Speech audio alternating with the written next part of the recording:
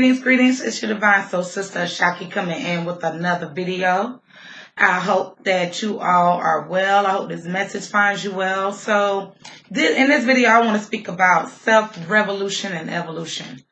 Originally, when I began my YouTube journey, I never really even wanted to create a YouTube channel. Let's start there. It was not my intention to be a content creator, so to speak, in this regard. I don't have fancy equipment. I didn't feel that the information that I possibly could be sharing was even that valuable. I felt like I maybe, I don't know. I just didn't feel worthy of being on YouTube. I watch it a lot.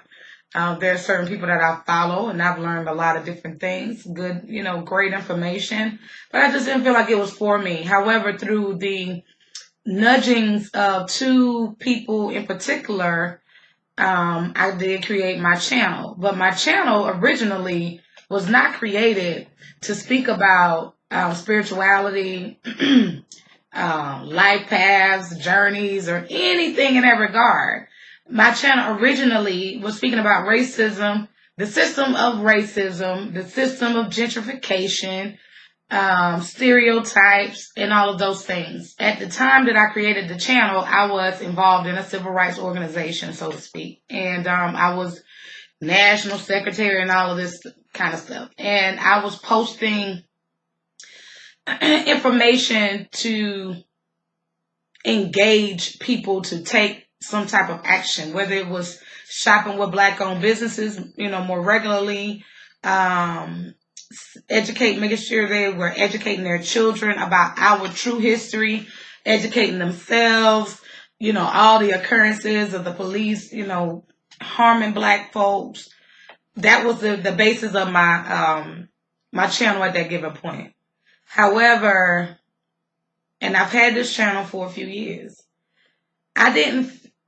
this is what happens. So we get to talking about revolution, but what does revolution really look like?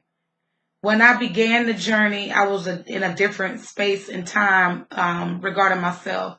But then I was placed into a position where I had to focus on my own evolution, my own revolution, so to speak.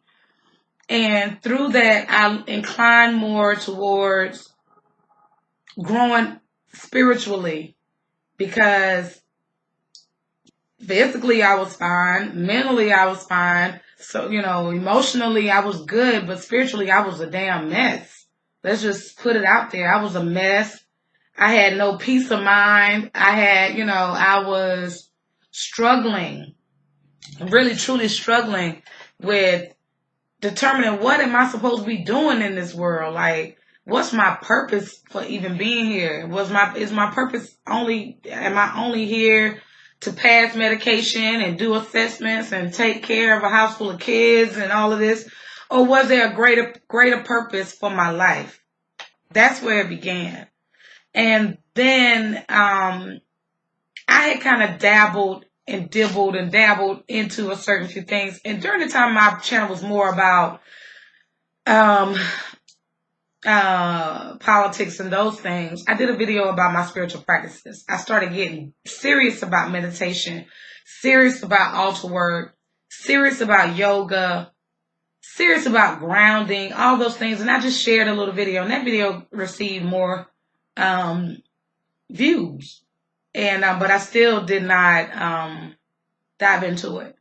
So I ended up leaving the city that I was living in, Charlotte, and moving back to a place I had left. During the time that I was back there, I experienced so much upheaval in my life and so much emotional trauma until at one point I thought I was going to have a really mental breakdown. Like, I was dealing with a lot of anxiety. I was dealing with people harassing me. I was dealing with people that I felt should have supported me, not being for me. I was dealing with the ending of a relationship where I was engaged, and that came to an end. Certain things about truths from family members. I lost some family members all during that span of all of 14 months. 14 months, and I had all of that happen. And it literally was to the point that I had to make a decision. Either I was going to make it or I was going to fall and break apart. So I decided, you know what? I'm better than this. I'm better than these circumstances and situations and these people and these negative energies. I'm better than this. So I started working out. I got serious about riding my bike every day. I became serious about my own progression, my own evolution. Thus, the title of this video, or the end line of self-revolution. It is my belief that revolution does not begin with people proverbially banging on a beast or physically banging on a beast. The beast that you need to bang on is the one that dwells within.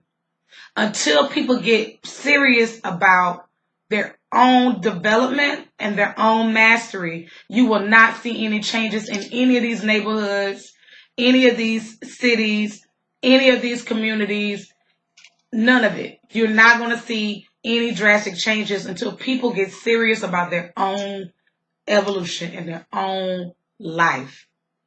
The only person that you are really responsible for is yourself. Yes, if you have children, of course you're responsible for their needs. But I mean your own development. You're responsible for that. No one has sat me down and told me, you know what, A? You need to be doing something about yourself. You need to take better care of yourself. You need to eat better. You need to get exercise. You need to spend some time in contemplation. You need to determine what your purpose is and pursue it with a healthy obsession. Nobody sat and told me that. I realized it through my own development, through my own work. And it is not a one and done process. And that's becoming one of my favorite quotes ever. But it's not a one and done. It's going to be a continual process, because as you overcome certain obstacles and hone certain skills, guess what? It's time to move on from that and go forward. Just like healing yourself from old traumas. Me being raped, me being molested, me being homeless, me going through these traumatic relationships, me being in a dysfunctional household, me suffering from, lack of parental guidance. All of those things are old issues. They're dead. I buried them. I'm done. I'm healed from it. It's no need for me to focus on any of that. When I share my stories about my life and things that happen, it's not for any kind of pity or anything. It's just really an encouragement to someone else that if I can be a whole person and give back and do the things that I do, so can you. That's all it is. I was a teenage mother. I'm over it. I was a teenage mother. I still graduated with honors, still went to college, still, once you've accomplished the healing portion of that part of self, it's time to move forward. And that's what we all need to be doing. You never should be stagnant in your own spirit to think you finally made it or you are so ascended that you don't need to do anything else. That's bullshit. I call bullshit on it. And for anyone that's constantly telling you that your work is out here and you ain't even done the work right here, I call bullshit. There's a lot of organizations and individuals that's going to tell you we need to work on unifying our people. We need to work on our, bad communities. We need to do this and we need to do that. But when you go to their houses, the houses is torn up. The women are not cared for. The children are suffering. That individual need to be working on their own mini community right in their house. But the first house that you have to work on is self. You got to work on yourself. You can't help anyone else if you a damn wreck. I said, I could not tell you how to find peace if I wasn't peaceful, if I didn't know what it was to embody that. I could never tell you how to recover from an abusive relationship if I hadn't done it. If I was still in the shit, how can I show you? So that's what I'm saying. It's fine to have teachers and mentors. You should. But the ultimate mentor, the ultimate guide has to be your own higher self. And if you don't know how to get to that point of even knowing what your highest self or who your highest self is, start there. Start where you are and begin to cultivate a practice of self-mastery. The time for blaming external forces and people for our issues is well past over. All the issues, just like I can't blame anybody for my financial issues except for myself. Not because nobody showed me how to manage my money, even though that is a part of the issue. I'm old enough to learn on my own. It's not their responsibility. I'm an adult. You have to take responsibility for your own evolution and revolution. And that is revolution. Once you determine that no matter what comes, what goes, this is what I'm going to work on until I get it. I'm going to work on myself until I can sleep through the night. I'm going to work on myself until when I look in the mirror, I love what I'm looking at. Or who I'm looking at. Until you get to the point where you can rise with a purpose every single day. You know what? I don't like the job that I'm working, but I'm going to actively seek other employment and hold this job, and then I'm going to successfully move into my new position. You need to make affirmative steps, and you need to have a made-up mind. My grandmother used to tell us, once you got a made-up mind, the majority of the battle is over. Some of you need to get serious about your own evolution. That is being revolutionary. Don't let nobody tell you it's not. Revolutionary is not going and marching in front of the damn courthouse because your brother locked up unlawfully. It's not. Not when you a rat. It's not. And I'm sorry if this message offends anyone. You know, it's nothing personal.